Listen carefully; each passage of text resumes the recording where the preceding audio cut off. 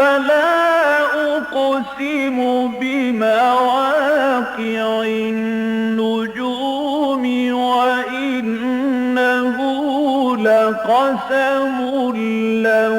تعلمون عظيم إنه لقرآن كريم في كتاب مكنون لا يمسه إلا المطهرون تنزيل من رب العالمين.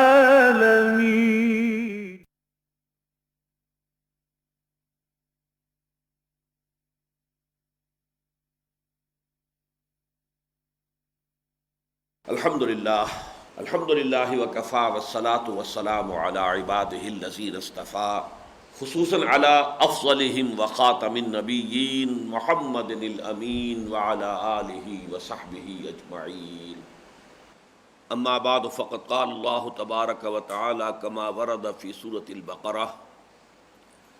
اعوذ باللہ من الشیطان الرجیم بسم اللہ الرحمن الرحیم.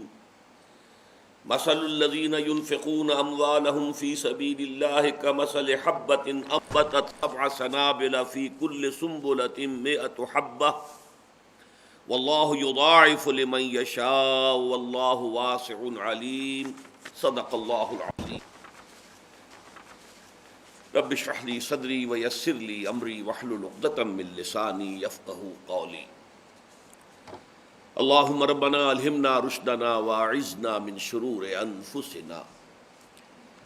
اللہم ارنا الحق حقا وارزقنا اتباعہ وارنا الباطل باطلا وارزقنا اجتنابہ. آمین یا رب العالمین. اسلام میں بالکل آغاز ہی سے اللہ کی خوشنودی کے لیے اپنا مال صرف کرنا نہ صرف یہ کہ ایک فعل محمود رہا ہے بلکہ یہ شریعت کا بھی ایک لازمی جز رہا. چنانچہ ہمیں معلوم ہوتا ہے کہ حضرت آدم کے 2 بیٹوں کا معاملہ ہوا، حابیل اور قابیل کا، کہ دونوں نے قربانیاں پیش کی اللہ کی حضور میں. ایک کی قبول ہو گئی، دوسرے کی نہیں ہوئی، اور اسی سے پھر شدید قسم کے حسد کے اندر مبتلا ہو کر قابیل نے حابیل کو قتل کر دیا. تو اپنا مال اللہ کی رضا کے لیے، اللہ کی خوشنودی کے لیے صرف کرنا، خرچ کرنا، یہ گویا کہ ہمیشہ سے فطرت انسانی میں بھی شامل ہے. تبھی یہ حضرت آدم کے 2 بیٹوں کا معاملہ سامنے آتا ہے، اور تمام آسمانی جو شرائع رہی ہیں ان سب میں بھی اس کا مقام رہا، اور یہ یقیناً عبادات میں شامل رہا ہے. اس ضمن میں آج میں سب سے پہلے، جبکہ ہم 2 رکوع آج ارادہ رکھتے ہیں کہ پڑھیں سورہ بقرہ میں، جو اللہ تعالیٰ کی رضا کے لیے مال خرچ کرنے کے ضمن میں قرآن مجید کا ضربۂ سلام ہے. یہ جو 36واں اور 37واں رکوع ہے سورہ بقرہ کا، اس موضوع پر قرآن مجید کا عظیم ترین بھی، جامع ترین بھی مقام یہی ہے. لیکن اس کی تمہید کے طور پر میں آپ سے عرض کروں کہ سب سے پہلے تو 10 اصطلاحات سے اپنے آپ کو واقف بنا لیجئے کہ قرآن مجید میں اللہ کی رضا جوئی کے لیے اپنا مال خرچ کرنے کو کن کن اعتبارات سے اور کن کن اسلوبوں سے تعبیر کیا گیا. سب سے بنیادی اصطلاح جو سمجھیے کہ عرب جاہلیت کے اندر بھی ایک بہت بڑی نیکی سمجھی جاتی تھی، وہ تھا بھوکوں کو کھانا کھلانا، اطعام الطعام. قرآن مجید میں بھی اس کا تذکرہ ملتا ہے. آپ کو معلوم ہے سورہ دہر میں فرمایا وَيُطْعِمُونَ الطَّعَامَ عَلَىٰ حُبِّهِ مِسْكِينًا وَيَتِيمًا وَأَسِيرًا. گویا کہ یہ بڑے محمود افعال میں سے ہے کہ کوئی شخص اس وقت جب کہ قحط کا عالم ہو اور خود بھی لالے پڑے ہوئے ہوں، اس وقت انسان جو ہے وہ یتیم کو یا کسی قیدی کو، اس لیے کہ اس زمانے میں قیدی اس طرح کی جیلیں نہیں ہوتی تھی کہ جہاں انہیں راشن ملتا ہو، بلکہ کوئی شخص نادہندہ ہے اگر کسی کا، اس نے اس سے قرض لینا تھا اور وہ نہیں واپس کر سکا ہے، تو پھر وہ اس کے حوالے ہوتا تھا، وہ اپنے گھر میں باندھ کر رکھتا تھا. کچھ کھانے کو دے دیا تو دے دیا، نہیں تو فاقہ کرے. جب تک کہ اس کے اعزاء و اقارب آ کر اس کے پیسے ادا نہ کر دیں وہ شخص اسیر ہے اس کے پاس۔ تو ایسے حالات میں در حقیقت اسیروں کو بھی کھانا کھلانا جو ہے یہ ایک بڑا نیکی کا کام تھا۔ وَيُطْعِمُونَ الطَّعَامَ عَلَىٰ حُبِّهِ مِسْكِينًا وَيَتِيمًا وَأَسِيرًا۔ اسی طرح فرمایا گیا کہ کسی انسان کے اخلاق سے بالکل یا عاری ہونے کی سب سے بڑی علامت کیا ہے؟ وَلَا يَحُضُّ عَلَىٰ طَعَامِ الْمِسْكِينِ، سورہ ماعون میں جو بڑی بنیادی صورتوں میں سے قرآن مجید کی، یعنی یوں سمجھیے کہ نہایت مذمت کے انداز میں فرمایا وہ شخص خود تو کیا کسی کو کھانا کھلائے گا، وہ تو کسی اور کو بھی کھانا کھلانے، کسی غریب اور محتاج اور بھوکے کو کھانا کھلانے کی ترغیب نہیں دے سکتا۔ تو پہلی اصطلاح ہے اطعام الطعام، دوسری اصطلاح اعطاء۔ یہ سورۃ اللیل جو بڑی عظیم صورتوں میں سے قرآن مجید کی اور مقام صدیقیت کا بیان جو ہے وہ سورۃ اللیل میں ہوا ہے، اس میں آیا فَأَمَّا مَنْ أَعْطَىٰ وَاتَّقَىٰ وَصَدَّقَ بِالْحُسْنَىٰ فَسَنُيَسِّرُهُ لِلْيُسْرَىٰ۔ ترین بنیادی اوصاف ہے کہ اگر کسی انسان کی شخصیت میں موجود ہو تو گویا پھر وہ صدیقیت کی طرف وہ ترقی کر سکتا ہے، مقام صدیقیت تک پہنچ سکتا ہے۔ اور اس میں سب سے بنیادی لفظ اعطاء، دینا، عطا کرنا، کسی کو دینا، کسی مسکین کو، کسی غریب کو، کسی محتاج کو، کسی ضرورت مند کو دینا۔ اس کے بعد ایک لفظ آتا ہے ایتاء المال، وآت المال علی حبہ ذوی القربى والیتامى والمساکین وابن السبیل والسائلین وفی الرقاب۔ اپنا مال عطا کرنا، اپنا مال دے دینا غریبوں کو، قرابت داروں کو، مسکینوں کو، یتیموں کو، محتاجوں کو اور مقروضوں کو، مسافروں کو، یہ پھر ایتاء المال ہے۔ سورۃ اللیل میں بھی فرمایا الذی یؤتی مالہ یتزکیٰ، یعنی وہ شخص کہ جو اپنا مال دیتا ہے لوگوں کو اور اس سے اس کے پیش نظر کیا ہے؟ اپنا تزکیہ نفس۔ وہ چاہتا ہے کہ اس کی اپنی روح کے اندر ترفع پیدا ہو، اس کی روح جو ہے وہ بلند ہو جائے، اس کو وہ مقام جو ہے وہ حقیقی مقام جو ہے روحانیت کا وہ حاصل ہو جائے۔ اس کے علاوہ پھر چوتھی اصطلاح آتی ایتاء الزکوٰۃ، لیکن ایتاء الزکوٰۃ کو ذرا دو حصوں میں تقسیم کر لیجئے۔ ایک تو ایتاء الزکوٰۃ وہ ہے جو شریعت محمدی علیہ صاحب الصلاۃ والسلام میں ایک معین عبادت ہے اور اس کے اپنے اصول ہیں، قواعد ہیں، ضوابط ہیں، کن پر وہ عائد ہوگی، کن پر نہیں ہوگی، کون صاحب نصاب ہے، کون نہیں ہے، پھر اس کی کیا وہ شرح کیا ہے، وغیرہ وغیرہ۔ یہ 5 ارکان اسلام میں سے بنی الاسلام علی 5، شہادت اللہ الہ الا اللہ وان محمد رسول اللہ و اقام الصلاۃ و ایتاء الزکوٰۃ، یہ ایک علیحدہ اصطلاح ہے، یہ تو اصطلاح بن گئی۔ لیکن اس کے علاوہ بھی مکی صورتوں میں یہ لفظ آیا ہے۔ سورۃ الروم میں فرمایا وما آتیتم من ربا لیربو فی اموال الناس فلا یربو عند اللہ وما آتیتم من زکوٰۃ تریدون وجہ اللہ۔ اب ظاہر بات ہے سورہ روم جو ہے وہ تو درمیانے زمانے کی مکی صورت ہے، سن 7، 6، 7، 8 میں نازل ہوئی ہے۔ اس وقت تک زکوٰۃ ایک عبادت کے طور پر اور ایک رکن اسلام کے طور پر ابھی متعارف نہیں تھی، لیکن یہ کہ ان کے ہاں یہ تصور موجود تھا کہ مال خرچ کر کے انسان اپنی روح کی بالیدگی حاصل کر سکتا ہے، اور اس کے لیے وہ لفظ ایتاء زکوٰۃ ہی اس کو استعمال کرتے تھے۔ بعد میں اسی کے حوالے سے اسے ایک معین جو ہے اصطلاح بنا کر اور ارکان اسلام میں شامل کیا گیا۔ اسی طریقے سورہ حامیم السجدہ میں فرمایا وَوَيْلٌ لِّلْمُشْرِكِينَ الَّذِينَ لَا يُؤْتُونَ الزَّكَاةَ وَهُمْ بِالْآخِرَةِ هُمْ كَافِرُونَ۔ تو بڑی ہلاکت اور بربادی اور تباہی اور افسوس ہے ان مشرکین کے حق میں کہ جو تزکیے کے حصول کی کوشش نہیں کرتے، تزکیہ حاصل کرنے کے لیے اپنا مال خرچ نہیں کرتے، اور آخرت کے تو وہ سرے سے منکر ہیں۔ تو یہ جو ایتاء الزکوٰۃ ہے یہ عمومی طور پر گویا کہ جو اب وہ اس معین زکوٰۃ سے علیحدہ، یہی وجہ ہے کہ ہم دیکھتے ہیں کہ جو ہم پڑھ چکے ہیں آیت البر، اس میں ان دونوں کا علیحدہ علیحدہ تذکرہ موجود ہے۔ وآت المال علی حبہ ذوی القربى والیتامى والمساکین وابن السبیل والسائلین وفی الرقاب واقام الصلاۃ وآت الزکاۃ۔ ایتاء الزکوٰۃ جو ہے وہ گویا کہ علیحدہ سے موجود ہے وہاں پر، اور اس سے پہلے جو ایتاء مال ہے وہ اس کے علاوہ ہے۔ اس پر ہم پڑھ بھی چکے ہیں جب آیت بر کا مطالعہ کر رہے تھے۔ اسی طرح پھر چھٹی اصطلاح صدقات۔ صدقات بھی در حقیقت کسی انسان کی شرافت کا ثبوت ہے، اس کے ایمان کی صداقت کا ایک ثبوت بن جاتے ہیں۔ وہ اللہ کی راہ میں صدقہ دیتا ہے، خرچ کرتا ہے، اللہ کی رضا کے لیے اپنا مال صرف کرتا ہے، صدقات. یہاں تک کہ یہ لفظ زکوٰۃ کے لیے بھی آیا ہے، بلکہ سورہ توبہ میں جو آیت بہت مشہور ہے کہ جس میں زکوٰۃ کے مصارف کا بیان آیا ہے، وہاں صدقات کا لفظ آیا، زکوٰۃ کا لفظ نہیں. انما الصدقات للفقراء والمساکین الی آخر الآیہ. پھر اس کے بعد ایک اصطلاح آتی ہے انفاق مال. یہ بھی دو جگہ آئے گی، ایک انفاق ہے مطلقاً، ایک انفاق ہے فی سبیل اللہ. ان دونوں میں بڑا فرق ہے، زمین و آسمان کا فرق ہے. اس لیے کہ انفاق مال خرچ کرنا، وہ جیسا کہ میں ابھی مزید وضاحت کروں گا، کسی بھی مد میں مال خرچ کیا اللہ کی رضا کے لیے تو وہ انفاق ہوگا. انفاق فی سبیل اللہ یہ در حقیقت جہاد بالمال کا نام ہے. جہاد فی سبیل اللہ ہے باموالکم وانفسکم. جہاد دو چیزوں سے ہوتا ہے، یا مال سے جہاد ہوگا یا جان سے جہاد ہوگا. تو یہ جو مال کے ذریعے سے جہاد ہوتا ہے اللہ کی راہ میں، یعنی اللہ کے دین کی اشاعت،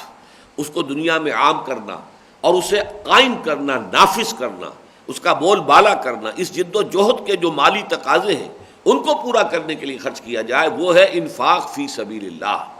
تو مجرد انفاق وہ تو گویا کہ تمام جو بھی مدیں ہو سکتی ہیں اللہ کے رضا کے لیے پیسے خرچ کرنے کی، ان سب کو کور کر لے گا. لیکن انفاق فی سبیل اللہ خاص طور پر اللہ کے دین کی جد و جہد میں، جس کے لیے کہ دوسری اصطلاح قرآن مجید میں ہے جہاد فی سبیل اللہ بالمال، وجاہدوا فی سبیل اللہ باموالکم وانفسکم. اور جو آخری اور 10ویں اصطلاح ہے وہ ہے اقراض اللہ، اللہ کو قرض دینا. من ذا الذی یقرض اللہ قرضا حسنا، کون ہے وہ جو ہمت کرے اللہ کو قرض حسنا دینے کی. تو یہ قرض حسنا بھی وہی ہے جو اللہ کے دین کے لیے خرچ ہو رہا ہو، اس لیے کہ دین اللہ کا ہے، اس کا جھنڈا بلند کرنا ہے، اس کا کلمہ بلند کرنا ہے. اس حوالے سے اگر اس کے لیے کوئی مال خرچ ہو رہا ہے تو اسے اللہ تعالیٰ اپنے ذمے قرض سے تعبیر کرتے ہیں. گویا کہ جیسے نصرت ہے، کونوا انصار اللہ، اللہ کے مددگار بنو. اللہ کے دین کی سربلندی کے لیے آدمی تن من دھن لگاتا ہے اور اپنا وقت لگا رہا ہے، اپنی قوتیں صرف کر رہا ہے، صلاحیتیں لگا رہا ہے، تو یہ کیا ہے؟ یہ اللہ کی نصرت ہے، اس لیے کہ دین اللہ کا ہے. اور اس میں جو مال خرچ کر رہا ہے اسے اللہ اپنے ذمے قرض حسنہ سے تعبیر کر رہے ہیں. تو یہ 10 اصطلاحات ہو گئی. پھر گن لیجئے، اطعام الطعام، ایتاء المال، ایتاء الزکاہ، لیکن وہ 2 شکلوں میں، ایک ہے معین عبادت اور ایک ہے عموم. پھر صدقات، پھر انفاق، وہ بھی ایک ہے عام، ایک ہے انفاق فی سبیل اللہ، پھر ہے جہاد بالمال، پھر ہے اقراض اللہ، اللہ کو قرض حسنہ دینا. ایک تو یہ 10 اصطلاحات میں نے آپ کے سامنے رکھ دی ہیں، اور ان کو یوں سمجھیے کہ 2 حصوں میں ہم تقسیم کر سکتے ہیں. ایک ہے اللہ کی مخلوق کی نفع رسانی کے لیے خرچ کرنا، اللہ راضی ہوتا ہے اس سے. الخلق عیال اللہ، تمام مخلوقات اللہ کے کنبے کے مانند ہیں. کوئی بھوکا ہے اسے کھانا کھلایا ہے، کوئی یتیم ہے اس کی ضرورت پوری کی ہے، کسی بیوہ کی ضرورت پوری کی ہے، کسی محتاج کی کوئی ضرورت پوری کی ہے، کسی مسافر کو کہ اس وقت اس کا حالت سفر میں ایسی صورت پیش آ گئی ہے کہ اسے احتیاج ہے تو اس کی مدد کی ہے. یہ شکل جو ہے، بھوکے کو کھانا کھلایا ہے، بیمار کی تیمارداری ہے، علاج معالجہ ہے، اس پر صرف کیا ہے، یا یہ کہ یتیم خانہ کھول دیا ہے، یا یہ کہ پچھلے زمانے میں کنواں کھدوا دینا بہت بڑی بات تھی. یہ کام کیا ہے؟ اس کو ہم کہیں گے صدقات، اس کو کہیں گے خیرات. خلق خدا کی ضروریات کی بہم رسانی کے لیے پیسہ خرچ کرنا. اور ایک ہے اللہ کے دین کے لیے مال خرچ کرنا، چاہے وہ نشر و اشاعت کے لیے ہو اور چاہے وہ اس کی نصرت و اقامت کے لیے ہو. اب دوسری بات میں تمہیداً آج یہ چاہوں گا کہ ذرا ہم جائزہ لے لیں کہ یہ موضوع اب تک سورہ بقرہ میں کتنی مرتبہ آ چکا ہے. چونکہ میں نے کئی مرتبہ آپ کو گنوایا کہ سورہ بقرہ کا جو نصف ثانی ہے، دوسرا آدھا حصہ جو ہے، جو اس کا 19ویں رکوع سے شروع ہوتا ہے، اس میں 4 ڈوریاں ہیں مضامین کی. 2 کا تعلق ہے احکام شریعت سے، ان میں سے ایک عبادات اور دوسری معاملات سے متعلق ہے. 2 کا تعلق ہے جہاد فی سبیل اللہ سے، جن میں سے ایک قتال فی سبیل اللہ، ایک انفاق فی سبیل اللہ. تو یہ جو ڈوری ہے انفاق فی سبیل اللہ کی یا صدقات کی، سورہ بقرہ میں ایک تو بالکل آغاز میں کا جو پہلا جو حصہ ہے اس میں بھی فرمایا ھدی للمتقین الذین یؤمنون بالغیب ویقیمون الصلاۃ ومما رزقناہم ینفقون. تو یہاں مطلق انفاق کا لفظ آیا ہے، اس میں فی سبیل اللہ کا لفظ نہیں ہے. یعنی یہ کہ دونوں مدیں اس میں کور ہو جائیں گی۔ پھر فرمایا ہے یہ وَأَقِيمُوا الصَّلَاةَ وَآتُوا الزَّكَاةَ وَارْكَعُوا مَعَ الرَّاكِعِينَ، یہ بنی اسرائیل سے خطاب میں 5ویں رکوع میں پھر یہ آیت آئی ہے۔ نصف ثانی میں جو ڈوری ہے اب اس کو نوٹ کرتے جائیے۔ سب سے پہلے تو عظیم ترین آیت البر، وَآتَ الْمَالَ عَلَىٰ حُبِّهِ ذَوِي الْقُرْبَىٰ وَالْيَتَامَىٰ وَالْمَسَاكِينَ وَابْنَ السَّبِيلِ وَالسَّائِلِينَ وَفِي الرِّقَابِ وَأَقَامَ الصَّلَاةَ وَآتَ الزَّكَاةَ، یہاں دونوں کو کور کر لیا ہے۔ ایک یہ کہ زکوٰۃ کی معین عبادت کا تذکرہ بھی آ گیا، اور اس کے علاوہ جیسا کہ میں حدیث آپ کو سنا چکا ہوں، حضور نے فرمایا ان فی المال لحقا سوى الزکاۃ، یہ نہ سمجھنا کہ زکوٰۃ ادا کر دیا تو بس مال میں جو حق اللہ کا تھا وہ پورا کا پورا ادا ہو گیا، نہیں، تمہارے مالوں میں زکوٰۃ کے علاوہ بھی اللہ کا حق ہے۔ ان فی المال لحقا سوى الزکاۃ، زکوٰۃ کے علاوہ، اور پھر آپ نے یہی آیت جو ہے پڑھی اس کو ثبوت کے طور پر۔ اس کے بعد ہم دیکھتے ہیں کہ یہ تو آیت نمبر 177 تھی، پھر آیت نمبر 195 میں آیا وَأَنفِقُوا فِي سَبِيلِ اللَّهِ وَلَا تُلْقُوا بِأَيْدِيكُمْ إِلَى التَّهْلُكَةِ وَأَحْسِنُوا إِنَّ اللَّهَ يُحِبُّ الْمُحْسِنِينَ۔ دیکھو اہل ایمان، اللہ کی راہ میں خرچ کرو۔ اب یہاں آ گیا انفاق فی سبیل اللہ، اس لیے کہ اب قتال فی سبیل اللہ اور انفاق فی سبیل اللہ یہ ڈوریاں جو ہیں یہ شروع ہو چکی ہیں۔ پھر فرمایا ہے آیت نمبر 215 میں یسألونک ماذا ينفقون قل ما انفقتم من خیر فللوالدین والاقربین والیتامی والمساکین وابن السبیل، یہ پھر وہ پہلی مد آ گئی۔ یہ پوچھتے ہیں نبی کہ کیا خرچ کریں؟ فرمایا جو بھی خرچ کرو وہ تمہارے والدین کے لیے ہے، تمہارے قرابت داروں کے لیے، یتیموں کے لیے، مساکین کے لیے ہے۔ لیکن پھر فوراً ہی چوتھی آیت کے بعد پھر فرما دیا وَيَسْأَلُونَكَ مَاذَا يُنْفِقُونَ قُلِ الْعَفْوَ، پوچھتے ہیں کتنا خرچ کریں؟ کہیے جو بھی ضرورت سے زائد ہے، جو تمہاری ضروریات ہیں وہ پوری کرو، باقی جو بھی بچ گیا ہے اسے جمع نہ کرو۔ جمع مالا وعددہ یحسب ان مالہ اخلدہ، یہ چیز اللہ کو پسند نہیں ہے۔ جس نے آج تمہاری ضرورت پوری کی ہے وہ کل بھی کرے گا۔ آج اگر تمہارے پاس کوئی بچ گیا تو دے دو، اللہ کی راہ میں دے دو، چاہے کسی مسکین کو، یتیم کو دے دو، کسی ضرورت مند کو، بھوکے کو دے دو، یا پھر اللہ کی راہ میں اللہ کے دین کی جد و جہد کے لیے دے دو۔ اس کے بعد فرمایا آیت نمبر 245 میں من ذا الذی یقرض اللہ قرضا حسنا فیضاعفہ لہ اضعافا کثیرہ، کون ہے وہ باہمت شخص جو اللہ کو قرض حسنہ دینے کی ہمت کرے تو پھر اللہ اس کے لیے اس کو بڑھاتا رہے، دگنا چوگنا، وہ تو اضعافا کثیرہ، وہ تو یعنی کئی گنا اس کو اللہ تعالیٰ بڑھاتا رہے گا۔ اس کے بعد پھر ہم پڑھ چکے ہیں آیت الکرسی سے ایک آیت پہلے جو ہے آیت نمبر 254 یا ایھا الذین آمنوا انفقوا مما رزقناکم من قبل ان یأتی یوم لا بیع فیہ ولا خلۃ ولا شفاعہ۔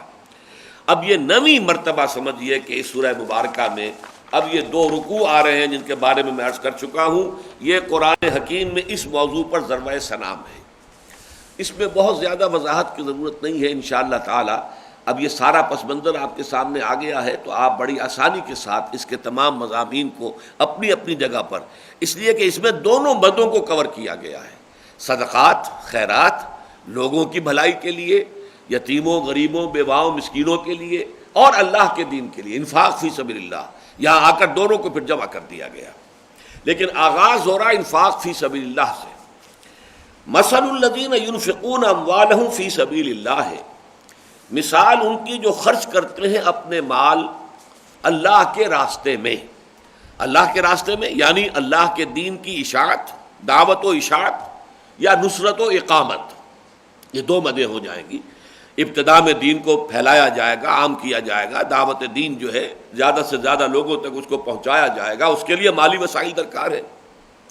پھر اگر کوئی ہمیں ریسپانس مل جاتی ہے اور معتدب تعداد میں لوگ اسے قبول کر لیتے ہیں، پھر انہیں جمع کر کے، منظم کر کے، طاقت بنا کر، اور نظام باطل کے خلاف جد و جہد کی جائے گی تاکہ باطل کے نظام کو ختم کر کے اور حق کا نظام، دین حق میں اسے غالب کیا جائے۔ اس پوری جد و جہد کے لیے جو مال اپنے خرچ کرتے ہیں تو ان کی مثال ایسے کمثل حبۃ، ان کی مثال اس دانے کی سی ہے بتت 7 سنابلہ، کہ جس کو زمین میں جب بویا گیا تو اس سے جس پودے کے اندر 7 بالیں یا 7 سٹیاں، یہ جو ہیں جو مختلف گندم کی بالیں کہلاتی ہیں، مکئی کے یہ سٹے ہوتے ہیں، تو ظاہر بات ہے کہ وہ ایک ہی گندم کے دانے سے وہ پودا جو ہے وجود میں آیا ہے، ایک ہی مکئی کا دانہ ہے جس سے کہ وہ پودا وجود میں آیا ہے۔ اس میں 7 لگے ہوئے ہیں وہ جس کو ہم سٹیاں کہتے ہیں. تو فرمایا فی کل سنبلۃ مئۃ حبہ، اور ہر ایک سٹی میں یا ہر ایک بال میں اس کے اندر 100 دانے موجود ہیں. یعنی ایک دانے سے 700 دانے تم دیکھ رہے ہو، تمہارے مشاہدے میں ہے کہ اس دنیا کے اندر وجود میں آ رہے ہیں. ایک دانہ تم نے بویا تھا، اس سے 700 دانے تمہیں حاصل ہو گئے. گویا کہ اسی طریقے سے اللہ کی راہ میں جو مال خرچ کرو گے تو 700 گنا اس کے ثواب کی امید رکھو کہ اللہ تعالیٰ اس کا ثواب تمہیں دے گا، اسے بدلہ دے گا اس کا 700 گنا. اور اسی پر اکتفا نہیں، واللہ یضاعف لمن یشاء، اور بھی دگنا کرے گا، بڑھائے گا، چوگنا کرے گا اللہ جس کے لیے چاہے گا. واللہ واسع علیم، اللہ بڑی وسعت والا ہے. یہ نہ سمجھو کہ اس کے خزانے جو ہیں وہ کیسے متحمل ہوں گے اتنے اجر و ثواب کے. اتنی مخلوق ہوگی کہ جس نے اللہ کی راہ میں اس طرح اپنا مال خرچ کیا ہے، کتنا مال خرچ ہوا ہوگا، اور اس کا اگر اس طریقے سے 700 گنا اور 7000 گنا اجر و ثواب دینے کا مرحلہ آیا تو کیسے پورا ہوگا. اللہ کی تم وسعتوں کا اندازہ نہیں کر سکتے، اس کے خزانے اتھاہ ہیں. واللہ واسع علیم، اور وہ اسے خوب معلوم ہے کہ کون ہے میرا وہ بندہ جو خالص میری رضا کے حصول کے لیے اور میرے دین کے پیغام کی نشر و اشاعت کے لیے یا میرے دین کی اقامت کی جد و جہد میں اپنا مال خرچ کر رہا ہے. الذین ينفقون اموالهم فی سبیل اللہ ثم لا یتبعون ما انفقوا منا ولا اذى لهم اجرهم عند ربهم ولا خوف علیہم ولا هم يحزنون. وہ لوگ کہ جو خرچ کرتے ہیں اپنے مال اللہ کی راہ میں، اس کی وضاحت میں کر چکا ہوں، دین کی دعوت و اشاعت اور نصرت و اقامت میں. ثم لا یتبعون ما انفقوا منا ولا اذى، پھر یہ کہ وہ اب جو بھی انہوں نے خرچ کیا ہوتا ہے اس کے بعد میں کہیں اس کو جتلاتے نہیں ہیں، کسی کو تکلیف نہیں دیتے ہیں. اس لیے کہ ہو سکتا ہے کہ یہ مال، جیسا کہ یہ مضمون کے آخر میں آئے گا بالکل، کہ وہ اللہ کے بندے کہ جنہوں نے اپنے آپ کو دین کی خدمت کے لیے اس طرح سے ہمتن لگا دیا ہو کہ وہ اپنی معاشی ضروریات پوری خود نہ کر سکتے ہوں، تو ان کو مال دینا اپنا تاکہ ان کی ضروریات پوری ہو سکے، یہ انفاق فی سبیل اللہ کی سب سے احسن، سب سے اعلیٰ، سب سے ارفع شکل ہے. اس حوالے سے اگر کسی ایسے اللہ کے بندے کو آپ نے اس کے ساتھ کوئی تعاون کیا ہے اور پھر جتلا دیا، کبھی احسان دھر دیا اس پر، اس کے لیے کوئی اذیت بخش بات کہہ دی کہ معلوم ہو کہ تم میرے زیر بار احسان ہو، تو اس کے بعد تو گویا کہ وہ بات جو ہے وہ آپ کا صدقہ یا خیرات یا جو آپ نے انفاق کیا تھا وہ باطل ہو جائے گا. لیکن جو لوگ ان دونوں چیزوں سے بچے رہیں، الذین ينفقون اموالهم فی سبیل اللہ، یقیناً وہ لوگ کہ جو خرچ کرتے ہیں اپنے مال اللہ کے راہ میں، ثم لا یتبعون ما انفقوا منا ولا اذى، پھر جو بھی انفاق انہوں نے کیا ہوتا ہے اس کے بعد نہ تو جتلاتے ہیں نہ تکلیف دیتے ہیں. لہم اجرہم عند ربہم، ان کا اجر تو ان کے رب کے پاس ہے ہی، وہ تو پہلی آیت میں آ چکا ہے، 700 گنا، بلکہ اس سے بھی دگنا چوگنا 10 گنا جتنا اللہ چاہے گا. مزید یہ کہ ولا خوف علیہم ولا هم يحزنون، ان پر نہ کوئی خوف رہے گا اور نہ ہی وہ حزن سے دوچار ہوں گے. اور یہ کیفیات اچھی طرح نوٹ کر لیجئے کہ صرف آخرت سے متعلق نہیں ہے، آخرت کا تو ہے ہی ہے، جب اللہ تعالیٰ انہیں جنت میں داخل کر دے گا تو اب خوف اور حزن دونوں سے ہمیشہ ہمیشہ کے لیے ان کو نجات ہو گئی. لیکن یہ کیفیت دنیا میں بھی انہیں حاصل ہوتی ہے. ایمان کا اصل حاصل یہی ہے، زوال خوف و حزن. الا ان اولیاء اللہ لا خوف علیہم ولا هم يحزنون الذین آمنوا وکانوا یتقون لہم البشریٰ فی الحیات الدنیا والآخرہ. اللہ کے جو ولی ہوتے ہیں، دوست ہوتے ہیں، جن کا کہ واقعتاً مخلصانہ تعلق ہے قلبی اور روحانی اللہ کے ساتھ، تو ان کے لیے کوئی خوف اور حزن اس دنیا کی زندگی میں بھی نہیں ہے. اس دنیا کی زندگی میں بھی بشارتیں ہی بشارتیں ہیں، اور باقی یہ کوئی علیحدہ مخلوق نہیں ہے. پچھلے درس میں ہم دیکھ چکے ہیں انسان ہی ہوتے ہیں وہ جو حقیقت ایمان سے بہرہ ور ہوں اور جن کی زندگیوں میں حقیقی تقویٰ جو ہے وہ پیدا ہو جائے، وہ اللہ کے ولی ہیں. قول معروف و مغفرۃ خیر من صدقۃ یتبعها اذی. اب اس کو دوبارہ انداز میں بیان کیا، اچھی بات کہہ دینا یا یہ ہے کہ درگزر کرنا، یہ کہیں بہتر ہے اس سے کہ صدقہ دیا جائے، خیرات کی جائے، کسی ضرورت مند کو دیا جائے، اور پھر اس کے بعد یتبعها اذی، پھر اسے تکلیف پہنچائی جائے، کوفت پہنچائی جائے، اس کی عزت نفس کو ٹھیس پہنچائی جائے. بجائے اس کے کہ آپ دے کر اور پھر یہ کام کریں، اس سے بہتر ہے کہ آپ بھلے طریقے سے معذرت کر لیں. فرض کیجئے کسی سائل نے آ کر آپ سے سوال کیا ہے، کیونکہ یہاں پر میں نے عرض کیا دونوں چیزیں یہاں پر موجود ہیں، صدقہ و خیرات بھی ہے اور انفاق فی سبیل اللہ بھی ہے. پہلی دونوں آیتیں انفاق فی سبیل اللہ کے ضمن میں آئی ہیں، اب یہ آیت صدقے کے ضمن میں آئی ہے۔ صدقہ تو یہ کہ کوئی شخص آیا ہے، کوئی مانگ رہا ہے آپ سے، سائل ہے، آپ نے دے تو دیا لیکن کوئی جملہ بھی ایسا کہہ دیا جو جا کر اس کے دل میں تیر کی طرح ترازو ہو گیا، اس کی عزت نفس کو آپ نے ٹھیس بھی پہنچا دی۔ تو اس سے کہیں بہتر تھا کہ تم بڑے انداز میں اس سے عذر کر لیتے، معذرت کر لیتے، نہیں بھائی معاف کرو، میں اس وقت آپ کی مدد کرنے کی پوزیشن میں نہیں ہوں، اور یہ کہ درگزر بھی کرتے، اگر اس نے آپ سے سوال بھی کیا ہے، بسا اوقات آدمی غصہ بھی آتا ہے کہ میں نے ایک دفعہ معذرت کی ہے لیکن نہیں مان رہا ہے، پھر مانگ رہا ہے، لیکن یہ کہ اس سے بہتر ہے کہ تم اس سے اچھے طریقے سے معذرت کر لو اور اس سے درگزر کرو۔ اگر اس نے ایک کے بعد دوسری مرتبہ بھی تم سے سوال کیا ہے تو یہ کہیں بہتر ہوگا اس سے کہ تم صدقہ تو دو، خیرات تو کرو، اس سائل کو کچھ دو تو صحیح، لیکن اس کے اوپر پھر اس کو تکلیف پہنچاؤ۔ واللہ غنی حلیم، اور جان لو کہ اللہ غنی ہے اور حلیم ہے۔ یہاں کیوں اس کا حوالہ دیا نوٹ کیجئے، اس لیے کہ تم جو سائل کو دے رہے ہو در حقیقت اللہ کو دے رہے ہو۔ یہ سائل جو ہے اس کا ہاتھ در حقیقت اللہ کا ہاتھ ہے، اس لیے کہ الخلق عیال اللہ، مخلوقات تو تمام کی تمام جو ہے اللہ کے کنبے کے مانند ہیں۔ حدیث قدسی میں بھی آتا ہے، اے میرے بندے میں بھوکا تھا، میں نے تجھ سے کھانا طلب کیا تھا، تو نے مجھے کھانا نہیں کھلایا۔ اور بندہ کہے گا پروردگار تو پاک ہے اس سے کہ تجھے بھوک لاحق ہو اور تجھے کھانے پینے کی ضرورت ہو۔ اللہ فرمائے گا کہ دیکھ فلاں وقت میرا ایک بندہ وہ بھوکا تھا، اس نے تجھ سے کھانا طلب کیا، وہ میں ہی تو تھا، در حقیقت وہ میرا بندہ، میری مخلوق، میرے ہی کنبے کا ایک فرد تھا جس نے تجھ سے مانگا تھا، تو گویا کہ میں مانگ رہا تھا اور تو نے مجھے دھتکار دیا۔ اور ہے میرے بندے میں ننگا تھا، میں نے چاہا تھا کہ مجھے کپڑے پہنا دے، میرے صدر پوشی کا سامان کر دے، تو نے نہیں کیا۔ تو وہی بات پھر بندہ کہے گا، اللہ فرمائے گا کہ اگر کسی نے تجھ سے یہ سوال کیا تھا تو سوال کرنے والا تو میں ہی تھا۔ اس حوالے سے سمجھنا چاہیے کہ در حقیقت سائل کے ہاتھ کے پردے میں اللہ کا ہاتھ ہے، آپ دے رہے ہیں تو اللہ کو دے رہے ہیں، اس لیے کہ اگر واقعتاً آپ کی جو نیت ہے وہ اللہ کی رضا جوئی ہے تو آپ نے تو اللہ ہی کو دیا ہے۔ تو اللہ تو غنی ہے، بے نیاز ہے، اس کو کوئی احتیاج نہیں ہے، لہذا اس کے ساتھ معاملہ جو ہے اس انداز میں کرو کہ اگر نہیں کسی وقت انسان مدد کر سکتا، کسی کی ضرورت پوری کر سکتا تو اچھے شریفانہ انداز میں عذر کر لے، لیکن یہ نہیں کہ صدقہ دے کر، خیرات دے کر اور اس کی عزت نفس کو کچھ لے۔ یا ایھا الذین آمنوا لا تبطلوا صدقاتکم بالمن والعذاب۔ دیکھیے جیسے میں نے عرض کیا تھا، دو آیتیں آئی تھیں انفاق کے ضمن میں، دو ہی آیتیں صدقات کے ضمن میں آ رہی ہیں۔ اہل ایمان اپنے صدقات کو باطل نہ کر لو، جتلا کر اور اذیت پہنچا کر، یعنی در حقیقت یہ تو نفی ہو گئی اس کی، جیسے کہ تم نے کچھ کیا ہی نہیں، کوئی خیر تم نے کمایا ہی نہیں، وہ زیرو سے ضرب کھائے گا زیرو ہو جائے گا، چاہے بڑی سے بڑی رقم تم نے دی ہو۔ لا تبطلوا، ابطال کر دینا، باطل کر دینا، گویا کہ تمہارا صدقہ جو ہے وہ باطل ہو گیا۔ لا تبطلوا صدقاتکم بالمن والعذاب،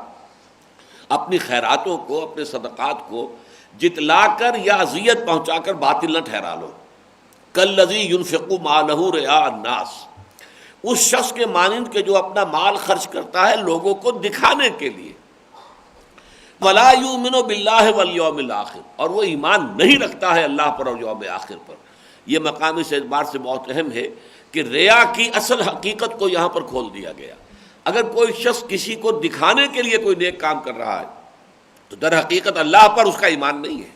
وہ ایمان تو اس شخص پر ہے جس کو وہ دکھانا چاہ رہا ہے، جس سے وہ اپنی تعریف کرانا چاہ رہا ہے، یا جس کے اوپر اپنے زہد اور تقویٰ اور نیکی اور دینداری کا جو ہے وہ روب جھاڑنا چاہ رہا ہے۔ در حقیقت اللہ پر ایمان کے منافی ہے ریاکاری۔ اسی لیے وہ حدیث جو ہے وہ دوبارہ میں نے آپ کو سنائی ہے، من صلی یرائی فقد اشرک، جس نے دکھاوے کے لیے نماز پڑھی اس نے شرک کیا۔ ومن صام یرائی فقد اشرک، جس نے دکھاوے کے لیے روزہ رکھا اس نے شرک کیا۔ ومن تصدق یرائی فقد اشرک، اور جس نے دکھاوے کے لیے صدقہ اور خیرات کا معاملہ کیا اس نے بھی شرک کیا۔ تو یہاں پر بھی اس کو کہا جا رہا ہے کہ وہ ایمان نہیں رکھتا اللہ پر اور یوم آخر پر۔ کالذی ينفق مالہ رئاء الناس ولا یؤمن باللہ والیوم الآخر۔ اب اس کی تمثیل بیان کی جا رہی ہے اور آگے چل کر اس کی ایک تمثیل اور بھی آئے گی، اور قرآن مجید میں 3 مقامات پر اور بھی یہ ریاکارانہ جو نیکیاں کی جاتی ہیں دنیا میں، ان کی جو تماثیل آئی ہیں کہ ان کی کوئی حقیقت اللہ کے میزان میں نہیں ہے، قیامت کے دن ان میں کوئی وزن نہیں ہوگا۔ تو پہلے یہ تمثیل پڑھ لیجئے، فَمَثَلُهُ كَمَثَلِ صَفْوَانٍ عَلَيْهِ تُرَابٌ فَأَصَابَهُ وَابِلٌ فَتَرَكَهُ صَلْدًا۔ اس کی مثال ایسے چٹان کی ہے جس پر کچھ مٹی جم گئی تھی۔ اب اس کو وہ لوگ اچھی طرح کر سکتے ہیں اپریشیٹ جو پہاڑی علاقوں میں رہتے ہیں یا جاتے ہیں دیکھتے رہتے ہیں. ظاہر بات ہے پہاڑ ہے، ڈھلوان چلی آ رہی ہے، کسی جگہ پر کوئی چٹان ایسی نکل کر کھڑی ہو گئی ہے کہ اس پر کچھ تھوڑی سی جگہ بن گئی ہے کہ جو ہموار ہے اور اس پر مٹی بھی جم گئی ہے، لیکن وہ بڑی مٹی، اس کی تہ جو ہے بڑی چھوٹی سی ہوتی ہے. ظاہر بات ہے چٹان کے اوپر مٹی کی تہ ہے.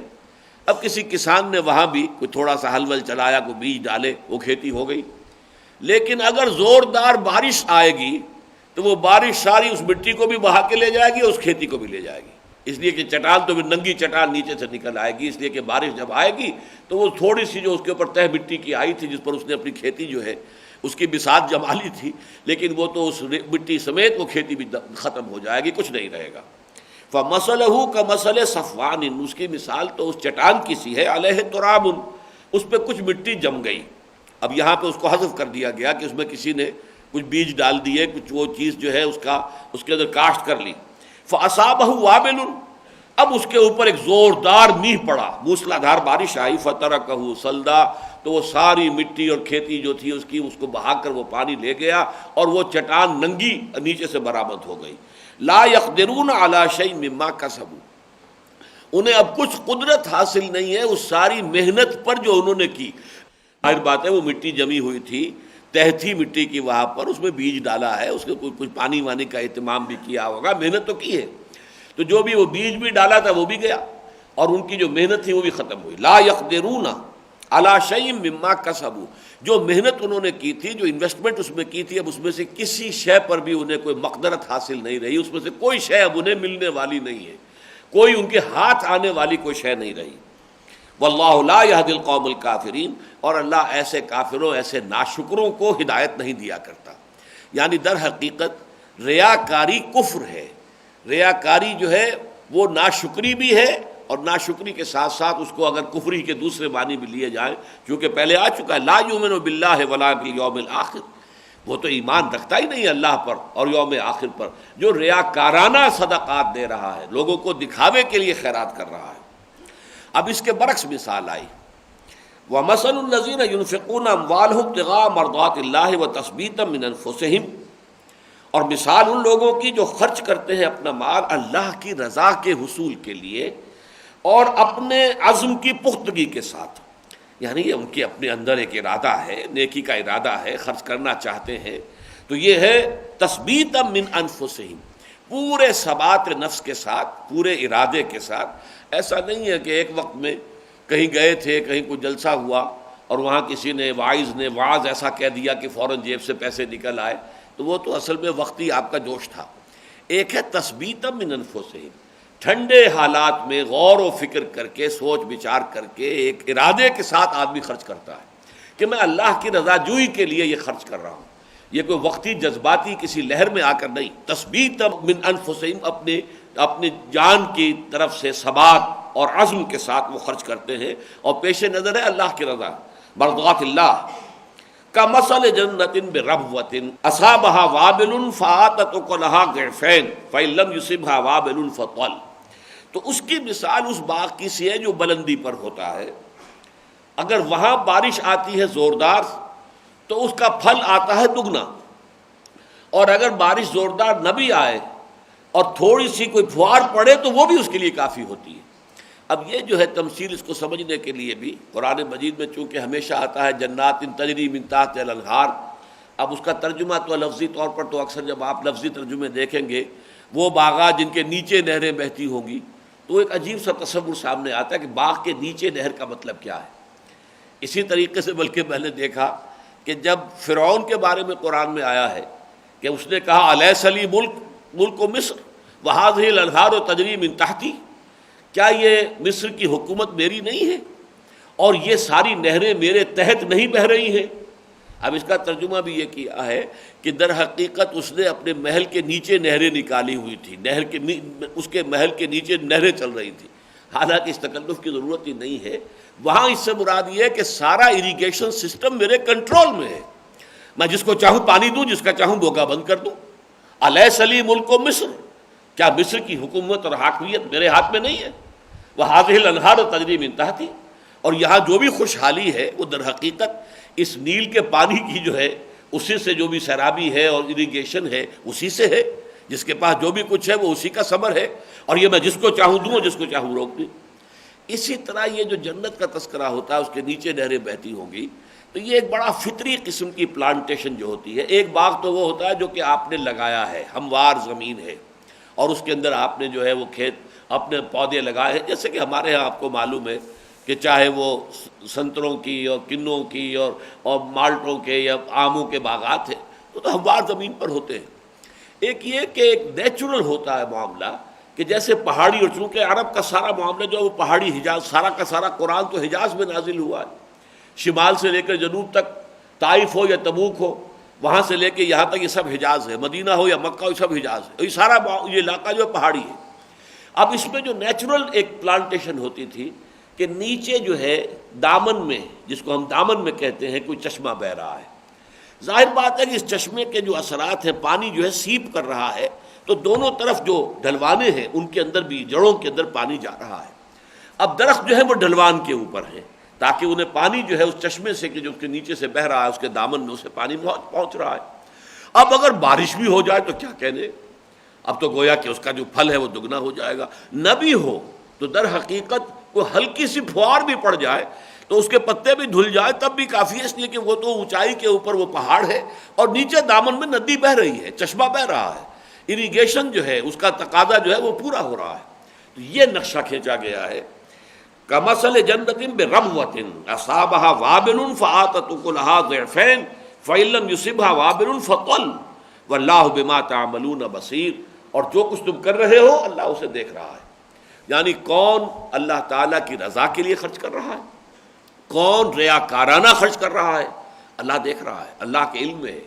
اس کو اللہ کے علم سے خارج نہ سمجھو، یہ نہ سمجھو کہ اللہ کو معلوم نہیں ہے۔ اب ایک اور تمثیل آ رہی ہے اسی ریاکارانہ خرچ کی۔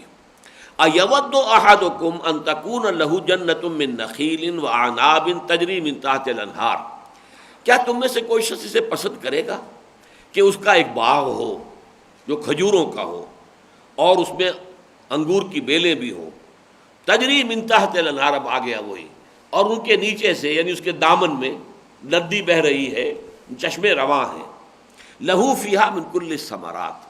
اور اسے اپنے اس باغ سے ہر طرح کا میوہ مل رہا ہے، کھجور بھی مل رہی ہے، انگور بھی مل رہے ہیں، اور بھی فرض کیجئے کوئی اور بھی درخت اس نے لگا رکھے ہیں، اسے میوہ مل رہا ہے، لہو فیہا من کل الثمرات واصابہ الکبر، اور اب اس پر بڑھاپا آ گیا، یعنی یہ باغ اس نے محنت کر کے سینچا تھا، لگایا تھا جوانی میں اپنی، جبکہ اس کے اندر قوتیں تھیں، محنت تھی، کرنے کی صلاحیت تھی، اب بڑھاپا آ گیا ہے، وَلَهُ ذُرِّيَّةٌ ضُعَفَاء، اور اب اس کی اولاد ہے کہ جو ابھی کم سن ہے، کمزور ہے، وہ اپنے پاؤں پر کھڑے ہونے کے قابل نہیں ہے، چھوٹی عمر کے بچے ہیں۔ فَأَصَابَهَا إِعْصَارٌ، کہ اچانک اس باغ کے اوپر ایک آندھی آتی ہے، آندھی بھی وہ کہ جس کے اندر آگ ہے، فیہ نارن، یعنی باد سموم جس کو ہم کہتے ہیں، نار السموم، وہ جب آتی تھی سخت گرم ہوا، وہ ہر شے کو جھلس کر رکھ دیتی تھی، ختم کر دیتی تھی، صحرا کا معاملہ۔ فَأَصَابَهَا إِعْصَارٌ فِيهِ نَارٌ فَاحْتَرَقَتْ، اور اس آگ نے اس پورے باغ کو جلا کر ختم کر دیا، جھلس کر رکھ دیا۔ اب ظاہر بات ہے کہ اس کے پاس اب کیا رہ گیا، اب تو نہ اس کے اندر یہ دم ہے کہ وہ دوبارہ یہ باغ جو ہے وہ لگا سکے، خود بوڑھا ہو چکا ہے، اس کے اعضاء جواب دے چکے ہیں، چھل ہو چکے ہیں، بچے چھوٹے چھوٹے ہیں، وہ ابھی کام کرنے کے قابل نہیں ہیں، وہ اپنے پاؤں پر کھڑے نہیں ہیں،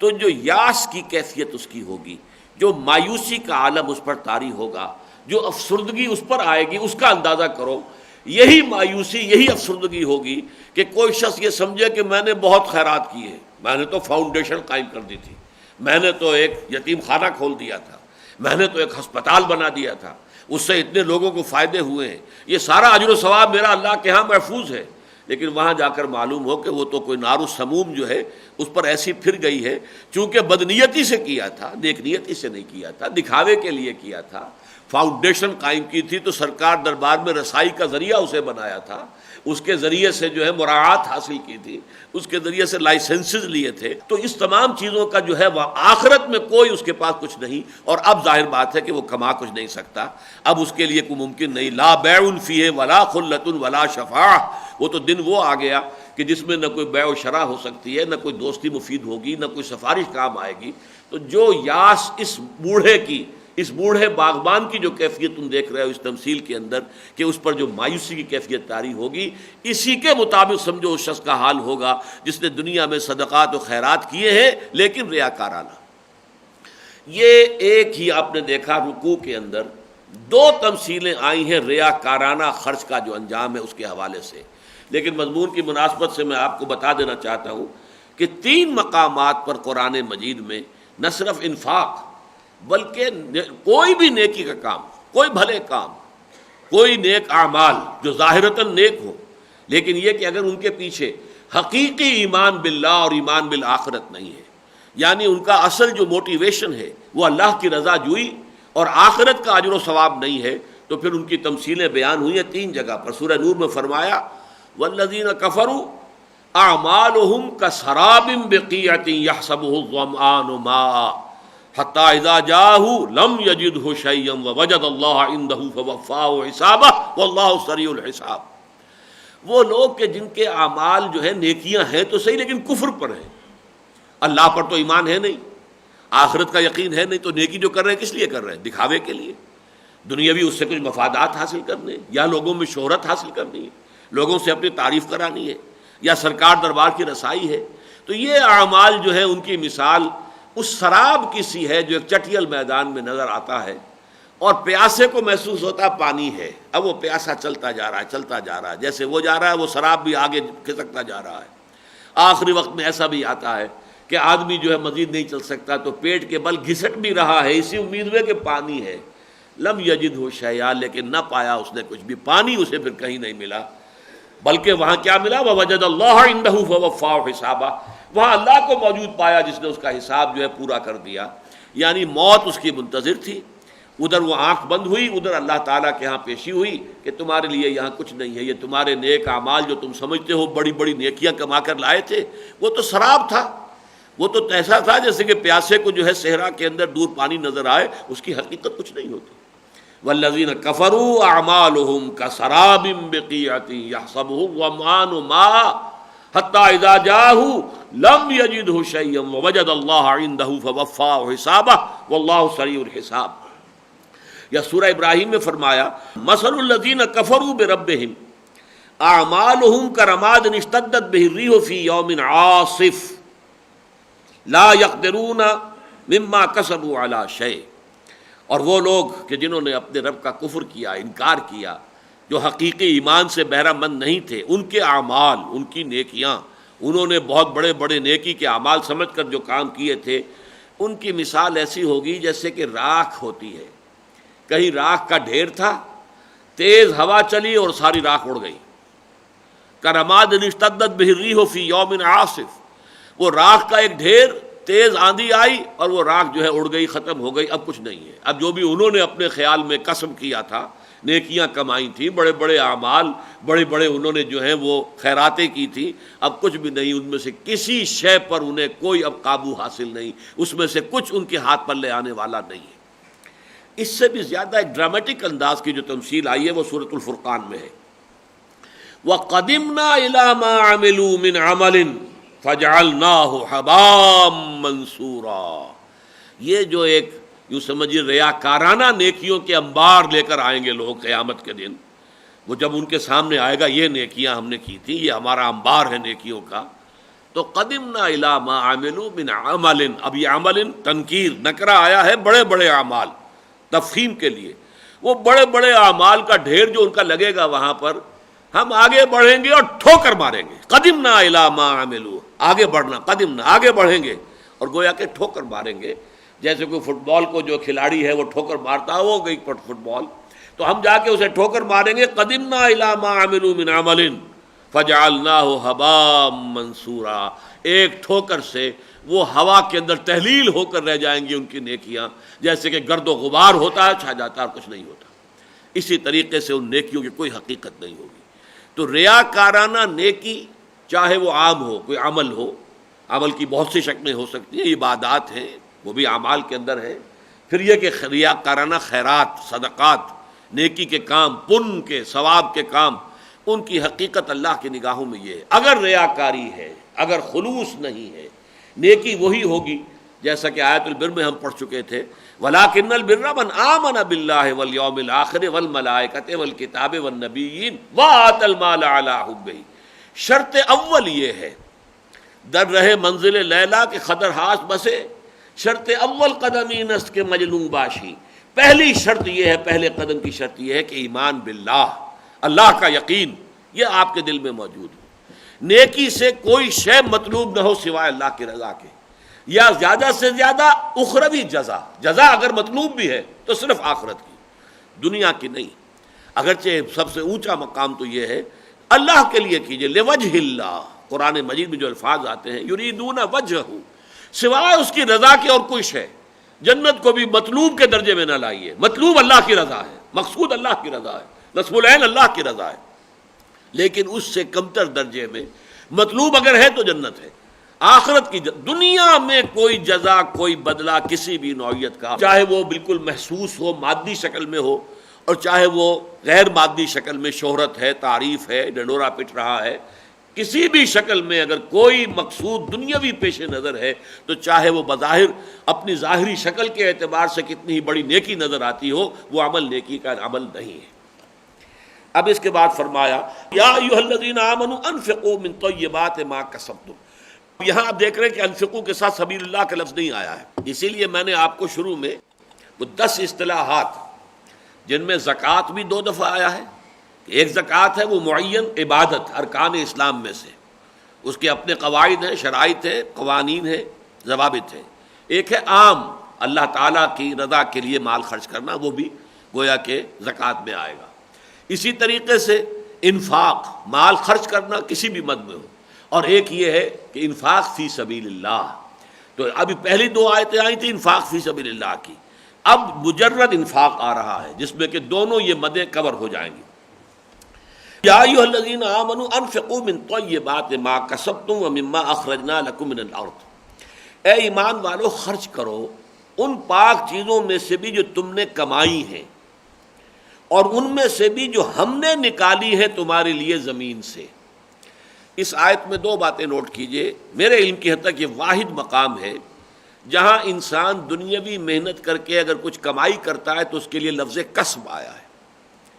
قرآن مجید میں جو بھی مادی چیزیں دنیا میں انسان حاصل کرتا ہے، ان کے لیے اصل جو لفظ ہے وہ فضل ہے، یہ اللہ کا فضل ہے جو اللہ تمہیں دیتا ہے،